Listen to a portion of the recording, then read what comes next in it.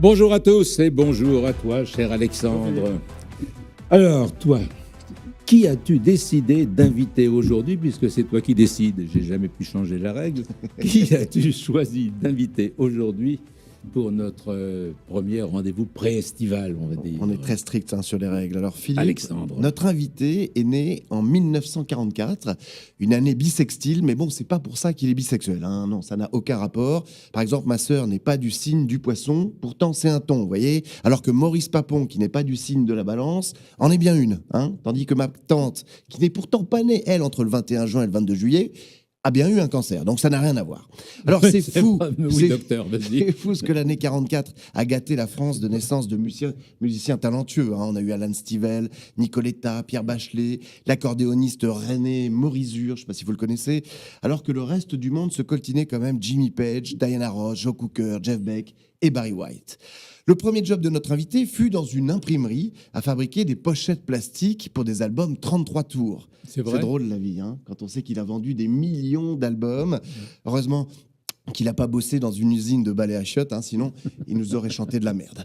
Alors à 16 ans, il fait une crise de C'est mystique. élégant, oui. Il a fait une crise de mystique, qu'on peut appeler le paludisme.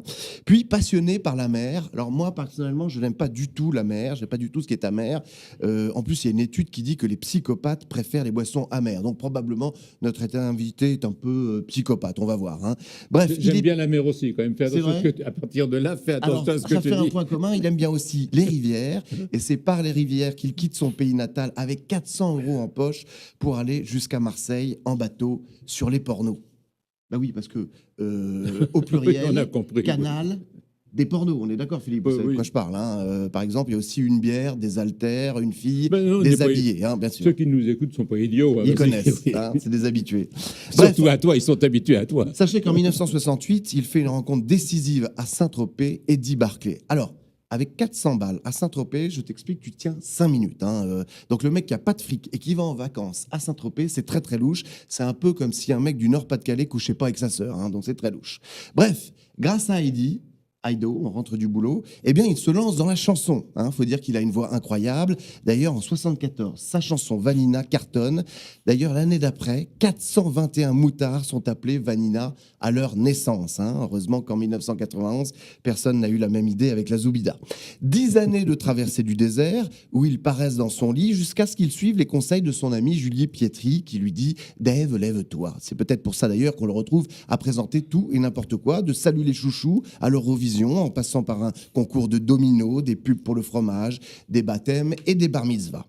Alors le seul truc qu'il refuse, sachez-le, c'est un remix de sa chanson Vanina pour Vania, les serviettes hygiéniques. Oui, non mais alors je trouve c'est dommage parce que les paroles étaient très bien, c'était « Vania, rappelle-toi que je n'ai suis rien sans toi. Vania, si je t'oublie, je saignerai pour la vie. » Il s'appelle Alexandre. Si vous voulez lui écrire, c'est directement à lui. Alors, il y avait une rumeur, mais je tiens à dire que c'était juste une rumeur dans le showbiz qui disait qu'il n'avait pas de cœur, notre invité. Alors, on a dû donc vérifier, double pontage, et effectivement, il avait bien un cœur. Donc, c'était juste une rumeur. Il a écrit Ma chienne de vie, l'histoire d'une petite chienne errante qui va devenir l'animal de compagnie d'une star. Alors, c'est un livre qui n'est pas sans rappeler celui de Zaya, Ma vie de chienne, l'histoire d'une petite chienne errante qui tient sa compagnie à des stars de foot. La Hollande, il l'a quitté pour la France. Ça ne le dépayse pas beaucoup, car chez nous, avec Hollande, c'est l'autre pays du chômage. Philippe, une petite idée sur notre invité ? Oh, mon pauvre vieux, nos problèmes. Vous le connaissez bien encore celui-là. Mais c'est surtout que tu n'étais pas né, que je côtoyais déjà professionnellement ce bon vieux Dave. Bonjour, Bonjour, Dave.